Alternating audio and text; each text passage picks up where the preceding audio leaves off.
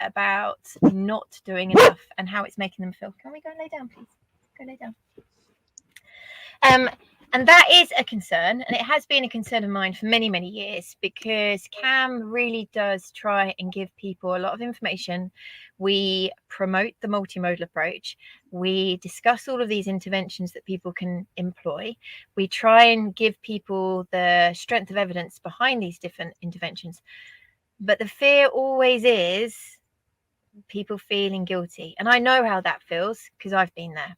But I think what we should start off is just reminding people what this multimodal means so that they can then move on with us. What does multimodal mean to you? I guess to me, multimodal is multi-mode, so doing lots and lots of different things, coming at pain from lots of different angles, and sometimes that's different angles from medical point of view, so medications that we're prescribing. But to me, there's a whole lot more of different modalities that we can use to treat. And a lot of it is around lifestyle changes, changes around the house, exercise. So it isn't necessarily having to buy all the things and do all the things. And I think for me, the multimodal approach is a very individual approach. Yes. So each animal and each family sort of require different things, different medications, different combinations of medications, different supplements, different physical therapies, different changes in lifestyle, that kind of thing. And each is very, very individual.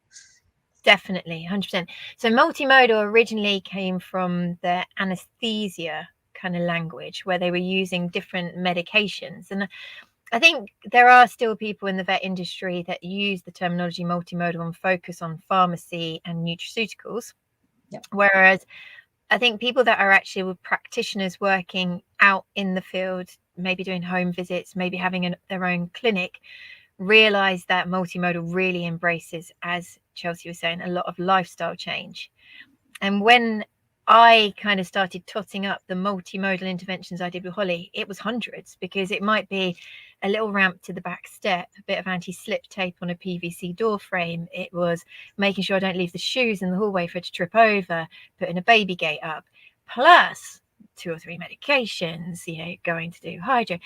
And when you looked at your list, you're like, wow, I'm a blinking good owner. Because when you list it all down, you're like, God, I do a lot. And I think that's what I'd really like people to take away from this is, do remember, get your list down. You're already doing lots. And I think it's human nature that you go online and you look and you think that you're not doing enough, because that's how you feel. You feel vulnerable and you're seeing your dog potentially struggle and you desperately want to do more. I think the next thing I thought we would clarify is biopsychosocial, which is a kind of quite a trendy word. It's been around in human medicine for a long time. I heard it about 4 years ago on a podcast from a human physio podcast. And I was like, oh my God, why do we not talk about this in the vet world? Because we don't enough at all. No. And it's needed, isn't it? So biopsychosocial means dividing your clinical situation into the biology, which is the disease and the effect it has on the body and the brain. But the psycho is that patient's level of understanding and how they feel about it, previous experiences, etc. And social is the circumstances in which they live. And that's really important in human medicine, because we all have different capabilities, availabilities, etc., and different social pressures to engage in different interventions. Let's use chemotherapy, for example. Some people might be from a culture that doesn't believe in it. Some people might have had an auntie that had a really negative experience to it. These all influence somebody's decision to explore that intervention. But it isn't talked about enough in veterinary, sadly. But we are talking about it tonight. And it's just to remind you guys that you and your dog are unique. And you and your dog are on your journey, and we're only but here to help you. And you might find that your journey moves very well with 3 interventions. You might find your journey moves better with 13.